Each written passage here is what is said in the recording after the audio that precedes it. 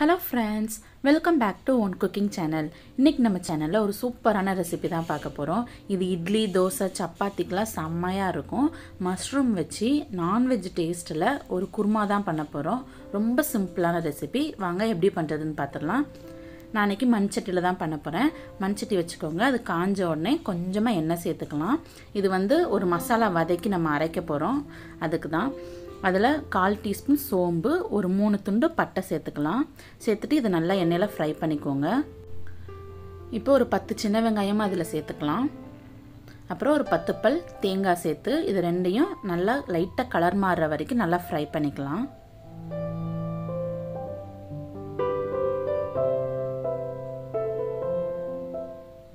பாருங்கள், இந்த அளவுக்கு நல்லா ஃப்ரை ஆயிடுச்சு.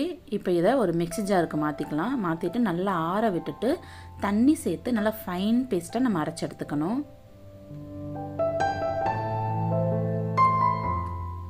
இப்போ அதே பாத்திரத்தில் கொஞ்சமாக எண்ணெய் சேர்த்துக்கோங்க.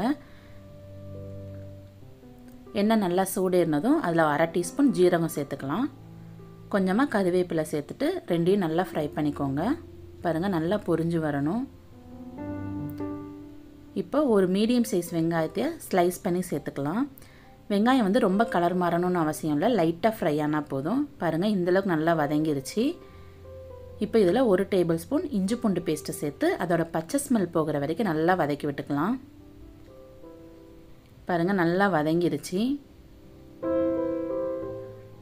இப்போ அதில் ஒரு மீடியம் சைஸ் தக்காளியை ஸ்லைஸ் பண்ணி அதையும் சேர்த்து ஒரு மூடி போட்டு ஒரு 3லேருந்து 4 நிமிஷம் வரைக்கும் நல்லா வேக விட்டுருங்க. நல்லா மசிஞ்சு வெந்து வரட்டும். பாருங்கள், ஒரு 4 நிமிஷம் ஆயிடுச்சு. தக்காளி நல்லா வெந்துருச்சு. லைட்டாக வதக்கி விட்டுட்டு இப்போ நம்ம இதுக்கு மசால் பொடி எல்லாமே இதில் சேர்த்துடலாம்.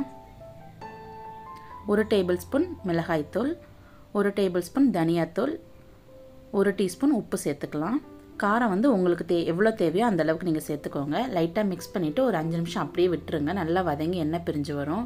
பாருங்கள், நல்லா ரெடி ஆகிட்டு இந்தளவுக்கு நல்லா எண்ணெய் பிரிஞ்சு வந்ததுக்கப்புறம் 150 கிராம் மஷ்ரூமை நான் இந்த சைஸில் கட் பண்ணி வச்சுருக்கிறேன். அதையும் சேர்த்து லைட்டாக மிக்ஸ் பண்ணிக்கலாம்.